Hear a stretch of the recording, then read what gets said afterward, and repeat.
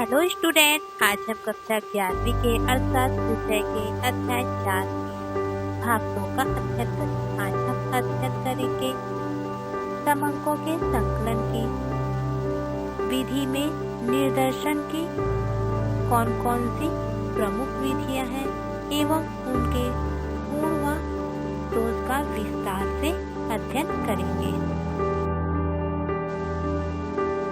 पिछली कक्षा में हमने समंकों की संकलन की विधि में सगणना विधि तथा निदर्शन अनुसंधान विधि का अध्ययन किया था। आज हम इन दोनों ही विधियों में तुलनात्मक अध्ययन करेंगे।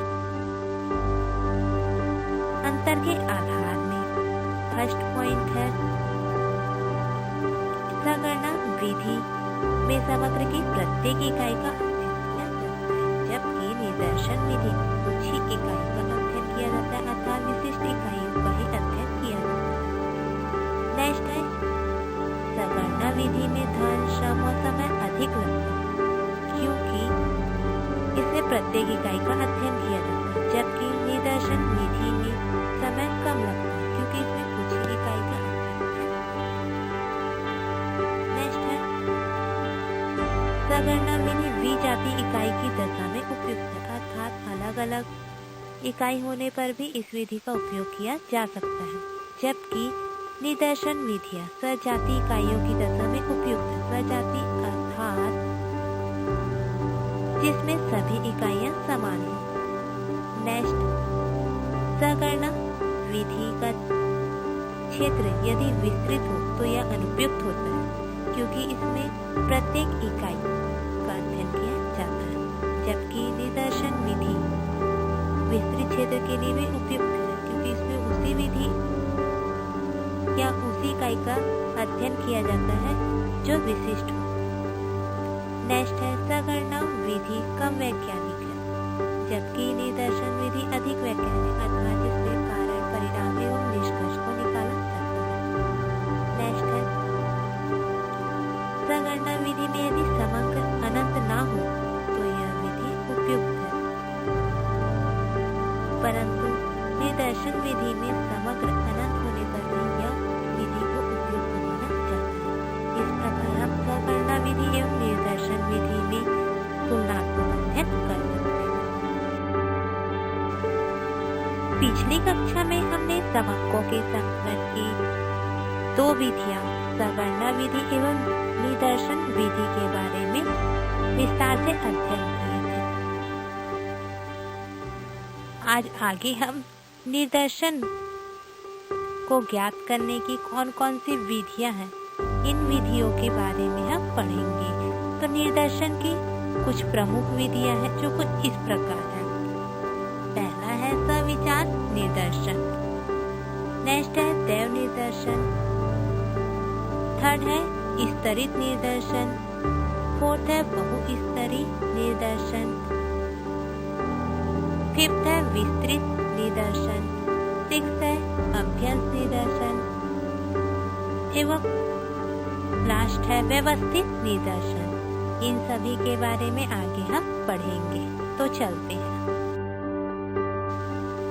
निदर्शन की विधि में पहला विधि है सविचार निदर्शन।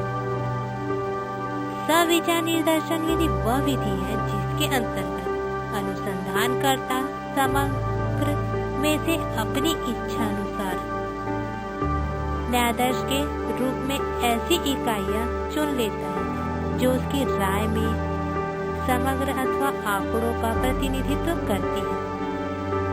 इस विधि में न्यायाधीश का चुनाव किसी आकस्मिक विधि द्वारा नहीं किया जाता, बल्कि अनुसंधानकर्ता की इच्छा अनुसार किया जाता है। यह विधि उस अनुसंधान के लिए महत्वपूर्ण है जिसमें कुछ इकाइयां इतनी महत्वपूर्ण हो कि उनको निदर्शन में शामिल करना आवश्यक होता है। इसे हम आगे उदाहरण द्वारा समझेंगे। सविचार निदर्शन विधि को हम उदाहरण द्वारा स्पष्ट करेंगे। अब यहाँ उदाहरण है, एक लौह इस्पात सर्वेक्षण। यदि भारत वर्ष में लौह इस्पात उद्योग का सर्वेक्षण करना हो तो यह टाटा आयरन कंपनी को शामिल किए बिना अधूरा रह जाएगा, क्योंकि इस विधि में न्यायाधीश का चुनाव किसी आकस्मिक विधि द्वारा नहीं किया जाता, बल्कि अनुसंधानकर्ता की इच्छा अनुसार किया जाता है। यह विधि उस अनुसंधान के लिए महत्वपूर्ण है जिसमें कुछ इकाइयां इतनी महत्वपूर्ण हो कि उनको न्यायाधीश में शामिल करना आवश्यक हो जाता है।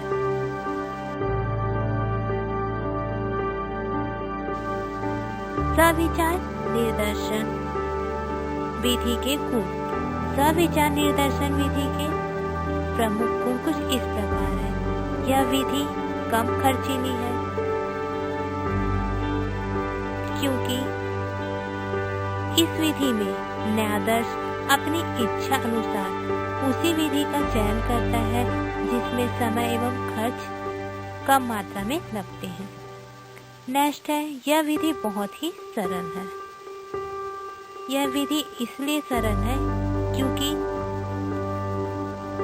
यह विधि किसी भी व्यक्ति द्वारा सरलता से उपयोग किया जा सकता है। नेक्स्ट है, अधिक उपयोगी। यह विधि ऐसे क्षेत्रों में अधिक उपयोगी है जिसमें लगभग एक सी इकाइयां हो या जहां कुछ इकाइयां इतनी महत्वपूर्ण हो कि उनका शामिल करना आवश्यक हो जाता है। इस प्रकार यह सभी गुण सविचार निर्दर्शन विधि के अंतर्गत आते हैं। सविचार निर्दर्शन विधि के जहाँ कुछ प्रमुख गुण हैं, वहीं इनके कुछ दोष भी हैं, जो कुछ इस प्रकार से है, जिसका हम अध्ययन करेंगे। पहला दोष है, इस विधि में पक्षपात की अधिक संभावना होती है, अर्थात व्यक्ति इसमें अपनी इच्छा अनुसार किसी भी न्यायाधीश या निर्दर्शन का चुनाव करता है, जिससे अनुसंधानकर्ता में पक्षपात की भावना रहती है। नेक्स्ट है, इस विधि में पक्षपात की संभावना के कारण निष्कर्ष की विश्वसनीयता संदेहपूर्ण हो जाती है, अर्थात जब भी किसी कारण का निष्कर्ष निकाला जाता है तो उसमें विश्वसनीयता का अभाव पाया जाता है। इस तरह यह दोनों ही दोष सविचार निर्दर्शन में होते हैं। निर्दर्शन विधि के प्रमुख विधि में दूसरी विधि है दैव निर्दर्शन। दैव निर्दर्शन वह विधि है जिसके अंतर्गत समग्र की प्रत्येक इकाई के न्यायाधीश रूप में चुने जाने के समान अवसर होते हैं, अर्थात इस विधि में प्रत्येक इकाई के निर्दर्शन में शामिल होने की समान संभावना होती है, क्योंकि इकाइयों का चुनाव आकस्मिक ढंग से किया जाता है। निर्दर्शन में कौन सी इकाइयां शामिल होगी और कौन सी नहीं, इस बात का निर्णय अनुसंधानकर्ता अपनी इच्छा अनुसार नहीं करता है, बल्कि इकाइयां चुनने का काम पूर्ण रूप से अवसर या दैव पर छोड़ दिया जाता है। इकाइयों का चयन संभावित होता है। यह विधि वहाँ अधिक उपयुक्त होती है जहाँ समग्र की इकाइयां समरूप होती है। यह विधि पक्षपात रहित तथा कम खर्चीली होती है। दैव निर्दर्शन चयन की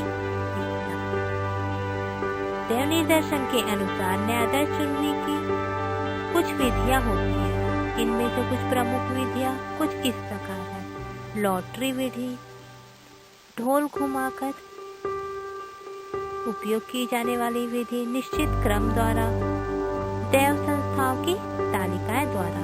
इन सभी विधियों के बारे में हम आगे विस्तार से अध्ययन करेंगे।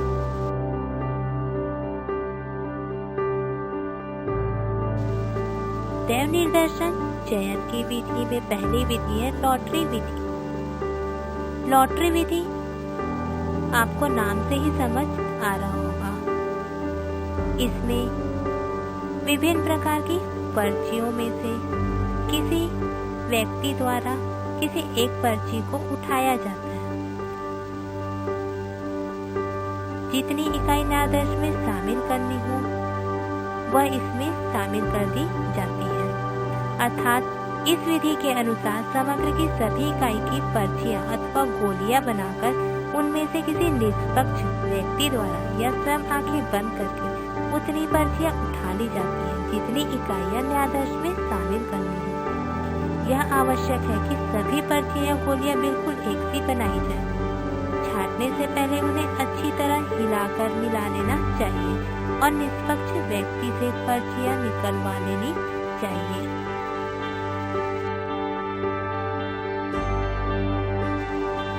देव निर्देशन चयन की विधि में सेकंड विधि है ढोल घुमाकर। इस विधि के अनुसार एक ढोल में समान आकार के लोहे या लकड़ी के गोल टुकड़े होते हैं जिन पर अंक लिखे रहते हैं, जैसे 0, 1, 2, 5, 6, 7 इस तरह के अंक लिखे होते हैं। ढोल को हाथ से या बिजली से घुमाकर उन अंकों को अच्छी तरह से मिला लिया जाता है और फिर किसी निष्पक्ष व्यक्ति द्वारा एक एक टुकड़ा निकाल लिया जाता है और उसके अंक को अलग लिख लिया जाता है। जैसे इकाई, दहाई, सैकड़ा आदि के लिए अलग टुकड़े प्रयोग किए जाते हैं। नेक्स्ट विधि है निश्चित क्रमवार। इस विधि में पहले पदों को किसी तरीके से, जैसे कि भौगोलिक, वर्णात्मक या संख्यात्मक तरीके से सजा लेते हैं और उनमें से आकस्मिक ढंग से कुछ पदों को चुन लेते हैं। इसे नियम अनुसार द्वय निर्देशन भी कहते हैं। उदाहरण के लिए यदि कुल 105 इकाई में से 15 इकाई को चुनना है तो नियम अनुसार तरीके से 15 समूह बना लिए जाएंगे। प्रत्येक समूह में 7-7 इकाइयां होंगी। अब प्रत्येक समूह में से द्वय निर्देशन द्वारा एक एक पद को चुन लिया जाएगा। इस तरह इस विधि को निश्चित क्रम द्वारा विधि कहा जाता है।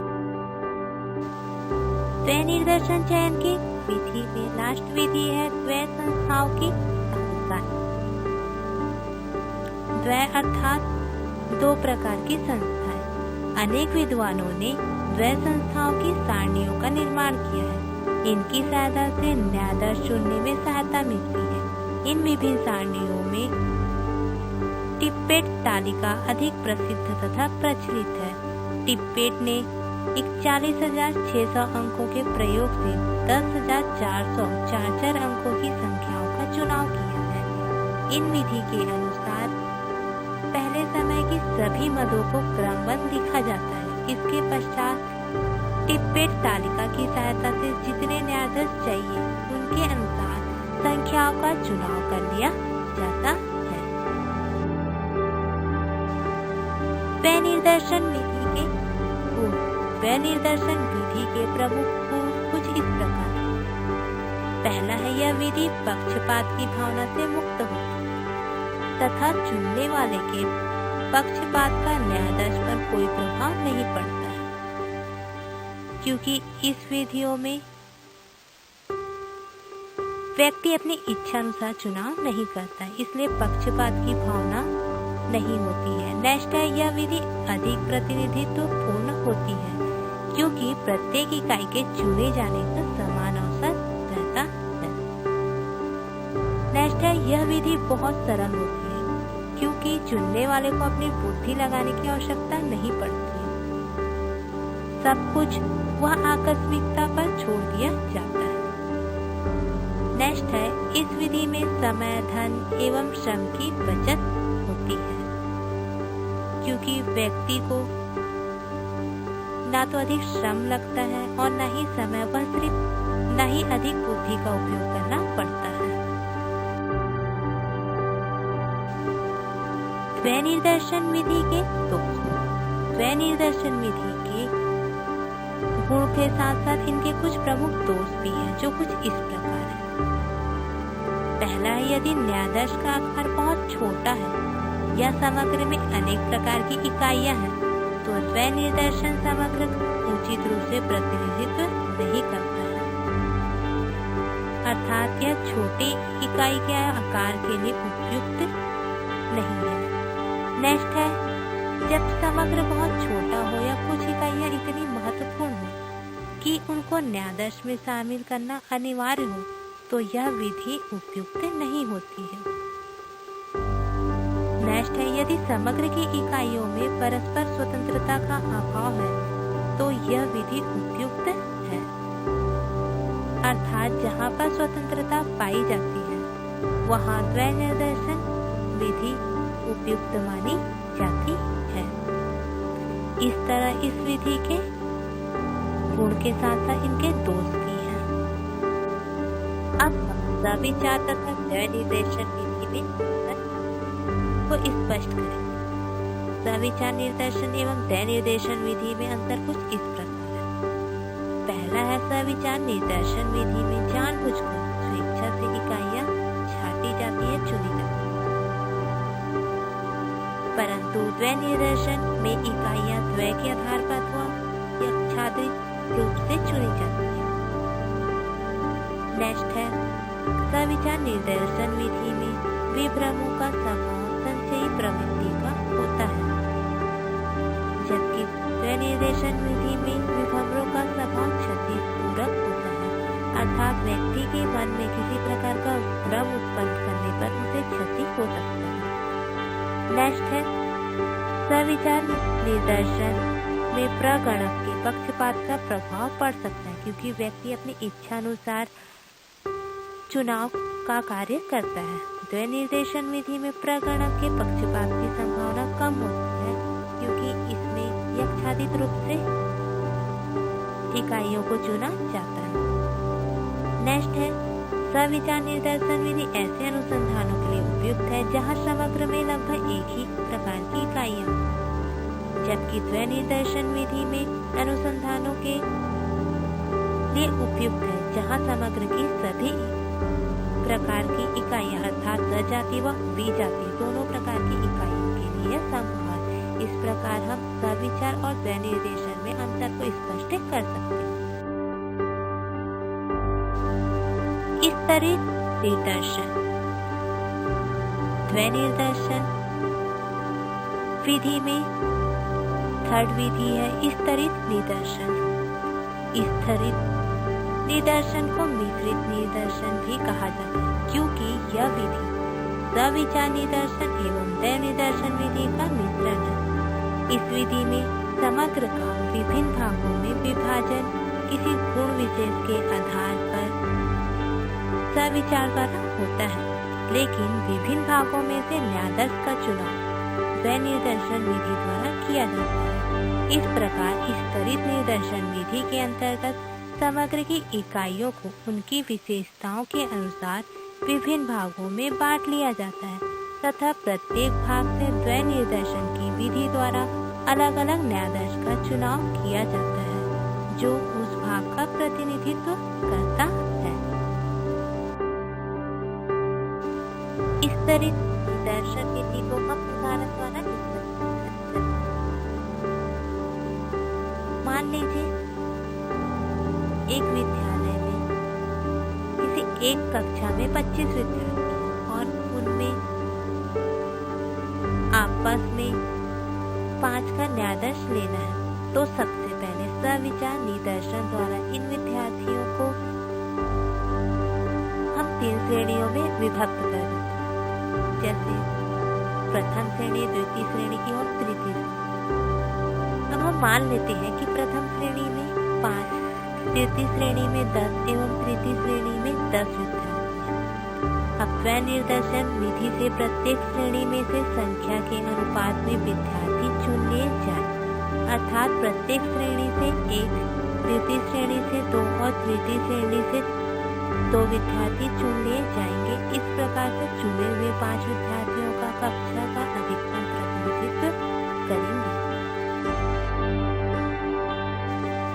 स्तरित निर्देशन विधि के गुण। स्तरित निर्देशन विधि के प्रमुख गुण कुछ इस प्रकार।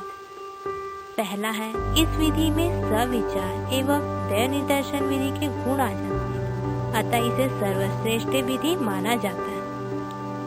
नेक्स्ट है, इस विधि में इकाइयों के अधिक प्रतिनिधित्व की संभावना होती है। नेक्स्ट है, इस विधि में विभिन्न स्तर के तत्वों के आधार पर तुलनात्मक अध्ययन अर्थात सविचार एवं दृढ़ निर्देशन दोनों के ही तत्व सम्मिलित होते हैं, इसलिए इसमें तुलनात्मक अध्ययन करना संभव होता है। नेक्स्ट है, यह विधि विश्व स्तरीय एवं अर्थपूर्ण परिणाम देती है, अर्थात इसके परिणाम निश्चित होते हैं। नेक्स्ट है, इस विधि में धन, समय व श्रम की बचत होती है, क्योंकि यह विधि सविचार एवं दृढ़ निर्देशन दोनों ही विधि का मिश्रित रूप होता है। इस तरह इस विधि के गुण पाए जाते हैं। सस्तरित निदर्शन विधि के दोष। सस्तरित निदर्शन विधि के जहाँ कुछ गुण भी होते हैं, वहीं इसे कुछ दोष भी पाए जाते हैं, जो कुछ इस प्रकार है। पहला है, इस विधि का क्षेत्र सीमित है, क्योंकि यह विधि तभी अपनाई जा सकती है जब समग्र तथा उनके विभिन्न भागों की जानकारी हो। नेक्स्ट है, यदि समग्र को विभिन्न भागों में उचित प्रकार से नहीं बांटा गया तो पक्षपात की संभावना हो जाती है। नेक्स्ट है, यदि समग्र का आकार बहुत छोटा है तो उसे और अधिक छोटे छोटे भागों में बांटना कठिन होता है, अर्थात यह छोटे इकाइयों के लिए उपयुक्त नहीं माना जाता है। इस प्रकार इस विधि के दोष पाए जाते हैं।